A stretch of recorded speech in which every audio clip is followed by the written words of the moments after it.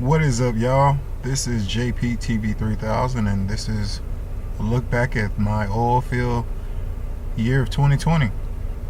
This right here is me driving on my way to work, riding in the crew vehicle on my way to work as I look at one of the locations. We were on that location, and then we moved everything to the new location that we're on.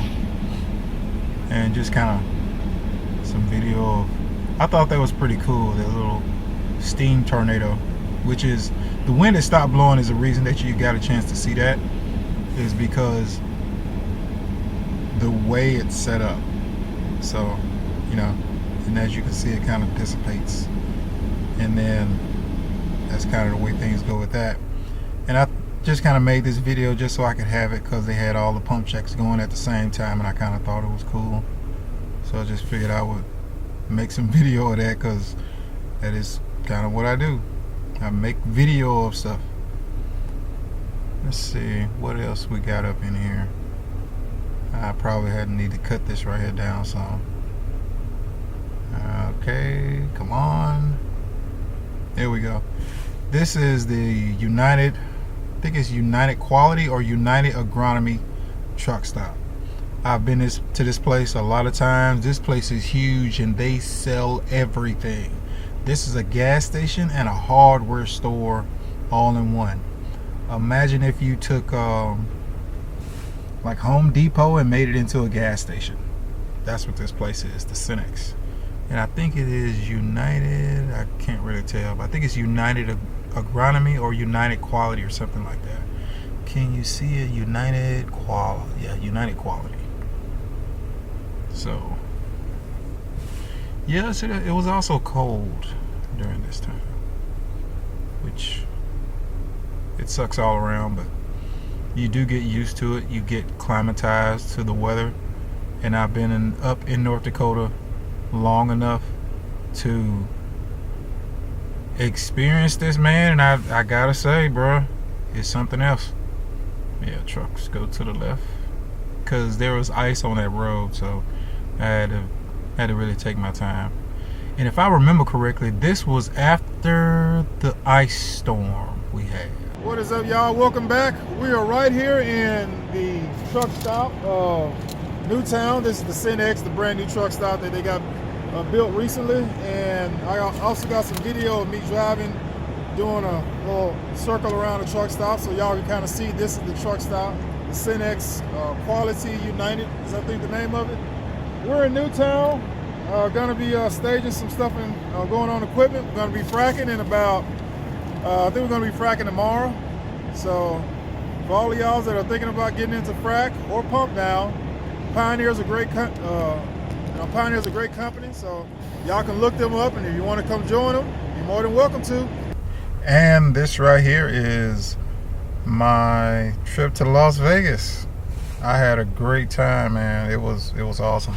I mean, I gotta say, I definitely want to go back, and let's go shoot some guns. Yeah.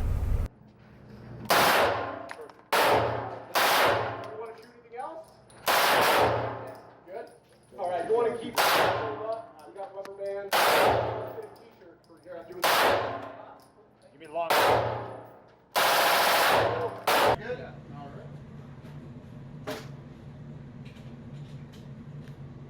Take your time, bud.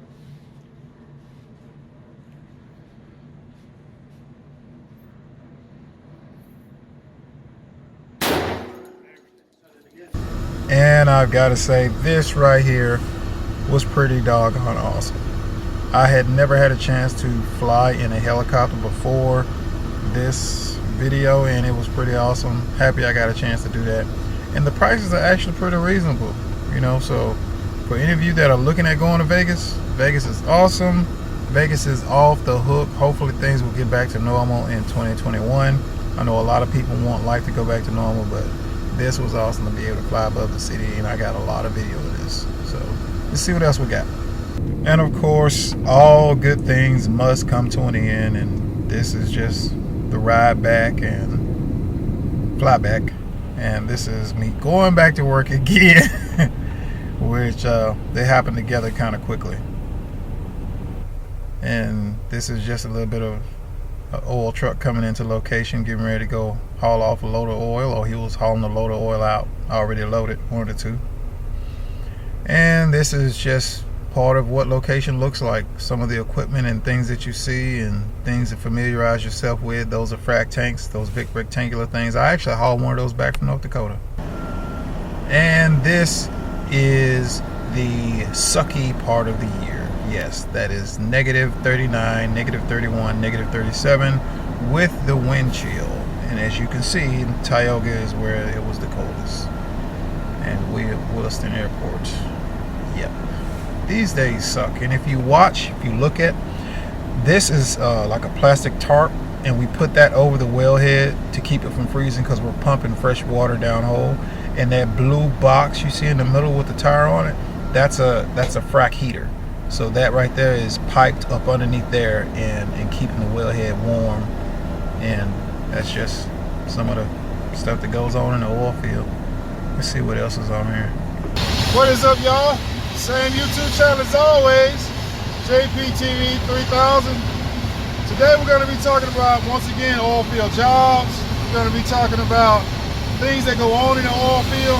And I got a special guest with me, and he's going to tell y'all some of his experiences and things that are going on in the oil field. So without further ado, let's get to it. And this right here is a video of one of the flowback guys putting on his max, getting ready to go check the levels. And we use a strap stick. It's usually, I forget how many feet long. I think it's a 7-foot long strap stick, but so 6 foot, something like that. But he uses that strap stick. You're going to see him grab it right there, and he'll strap the tank to see how many barrels to gallons is in there. And that's how you strap tanks, frac tanks at least. This is a frac location where you see where it said Gravity. That's the fuel company.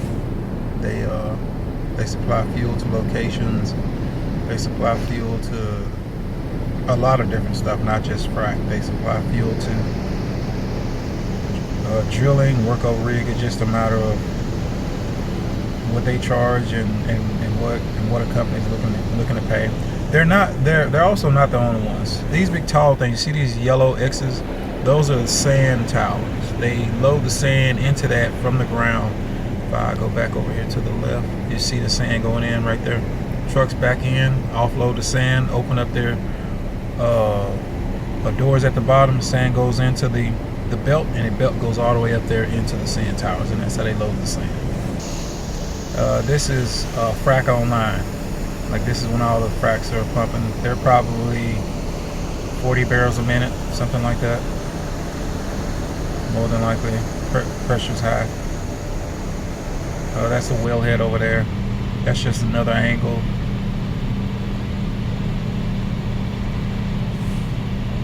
So just kind of letting y'all see some of this stuff and what it is and what's going on out there. And this is just a drive out of location. I think we had finished and we had rigged out, and we were driving the equipment back to the yard. And that's pretty much what we were doing there. So just a good look at what the location looks like. That's a frac tank. Both of those are. That right there is called a separator. That thing right there you see crossing the middle of the screen right now, that's a separator. It separates the gas, oil, and water and sends it into the tanks, and also sends it out to the flare stack. Yep, just exiting on our way out of location, getting ready to take everything either to the next well site or take it to the yard, do maintenance, restock supplies and stuff.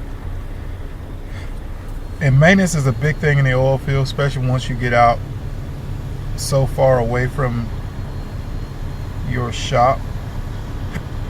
Always greasing everything, always checking oil levels. That stuff is really, really important, man. So when y'all get to the oil field, somebody tells you about checking maintenance, doing stuff, make sure you do it. I would like to welcome y'all back to another day in the life of what it is like to work in the oil field. and operate equipment in the oil field and the industry that we work in and what we do. Today we're talking about the twin pump. We're talking about understanding the gauges, what they are. The curbside boost pressure, which is this one right here. This is the gauge for it. It will let you know how much pressure you are applying from the hydraulics, using the hydraulics to push to your C pump. That's what this is. That's this gauge right here. This is your indicator. The indicator may or may not always work. This is your throttle. Think about just like a regular car or diesel, but kind of think more towards a manual speed diesel transmission, which it's what that is. This is your throttle. This is your gear selector. You throttle down to swap gears, or you throttle down to change from low to high. It's the exact same thing as an 18-wheeler, and just like you have a selector, a low-high selector, you have a low-high selector here. That's this one. Right now I'm currently in one high. One high, you'll get 1.5 to, you can stretch it, you might get 2 barrels out of it, but I don't think you actually get 2 barrels out of it. You might. But if you're going to be running at 1.5 for a while, or one high is really where you want to be. It's going to be relatively average RPMs for this piece of equipment. And that's your RPMs. That's what I try to run. If we're going to be running like for a while, we're going to be pumping down wireline, and wireline wants 3 barrels. We'll pump down wireline. We'll put any chemicals that water transfer wants in there, or whatever the company man wants in there, or whatever the engineering sheet for the well calls for.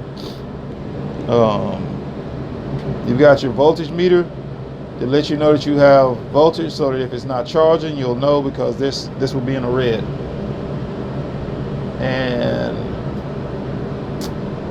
my pressure is going up, but I can't do nothing about that.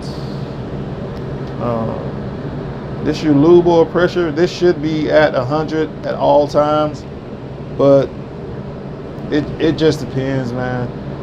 This is your curbside boost rate. So think of this as kind of a manual rateometer.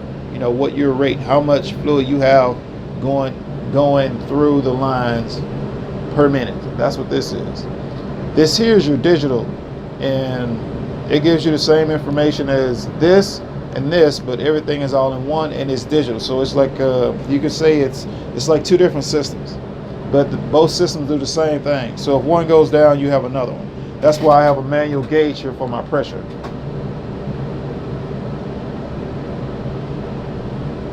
A manual gauge here for my pressure, so that I can always see it. Then I've also got a digital gauge here for my pressure also. So just like I was saying here about how you always have a valve in front and behind, or left to right, which in front of and behind is really the term. That way you can isolate anything that you need to isolate to, in case you have to work on something, take something apart, or something fails. You have a second option that you can go to. Now, with that being said, I already talked about the plumbing of the pump, how all of these right here represent lines, where they go, what they do, where they're coming into, and these are manual valves. 1, 2, 3. 1, 2, 3. These right here are tie-in valves. So let's say you wanted to tie in directly here and push water here to the fluid head. You could actually do that, because you've got 1, 2, 3. You have your air PSI gauge, your fuel, your diagnostic USB adapter. You have your start, run, kill, brake, instant neutral or line test, power off, which shuts off the entire pump. Don't hit that. And instant neutral, don't hit that unless you know what you're doing and you have a reason to do it. brake for your passenger side, start, run, kill for your passenger side, same thing for your driver's side. Everything is pretty much identical. It's usually like little small things, the way they run, which is what makes them different. Just running it so much you can kind of tell, how they run. If something's not the same out of your normal routine, something's up.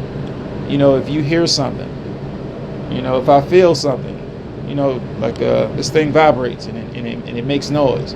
But if it doesn't vibrate the way it normally should, then that's telling me something's wrong. I need to be looking at something, and always be glancing over your gauges. The same thing they tell you in truck driving school. Always be glancing over your gauges from time to time. Like a roadside transmission temp over here, it's 179. On this side, it's 180. My lube oil temp is 122 on this side. It's 119 on that side. I got a 2-speed transmission temp of 73 and 60 on this side. Your 2-speed transmission temp, the colder it is, the colder that's going to be.